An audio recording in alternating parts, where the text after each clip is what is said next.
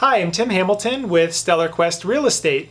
Proposition 19 recently passed in the state of California, and it makes some significant changes to intergenerational family transfers, which is when a property is transferred to a child or grandchild.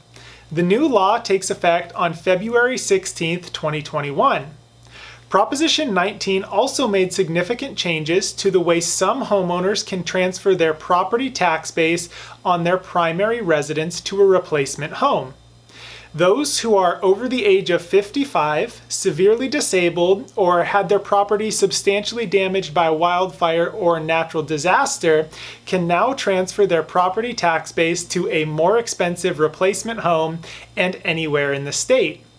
This video is going to be focused on intergenerational family transfers, but if you want to learn more about the property tax transfer side of a primary residence, we have an entire video dedicated to that subject, and you can find a link to that video in the description below.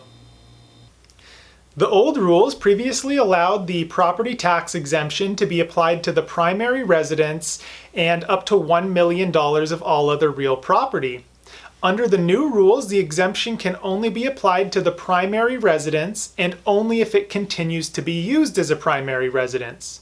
The property tax base can also be adjusted upward if the property value is more than $1 million over the original tax base at the time of transfer.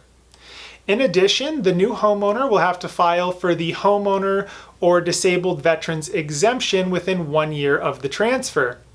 This means all other real property will be reassessed and taxed at its current market value when the transfer takes place.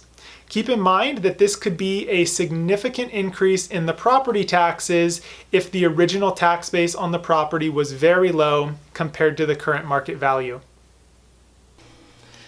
So now we're going to go through two examples to show how and when the property tax base would be adjusted on the transfer of a primary residence.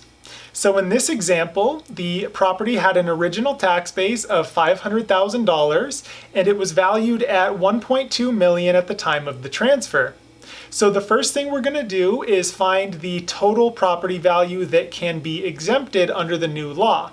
So to do this, we're going to take the original tax base and add $1 million to it, and you can see here that we came up with $1.5 million. Because the property value is less than that $1.5 million number, that means there will be no adjustment to the tax base and the new owner can keep the original tax base of $500,000 as long as they take the home as their primary residence and file for the homeowner's exemption within the first year. Now we're going to go through one more example where the property tax base will need to be adjusted. Everything in this example is the same as last time, except the property value is now $2 million at the time of transfer instead of $1.2 million before. In this case, because the property value is greater than the amount that can be exempted, the tax base will have to be adjusted. So to find out what the new tax base will be, we simply subtract $1 million from the value of the property at the time of transfer to arrive at our new tax base of $1 million. As you can see, this is a massive change to property tax transfers.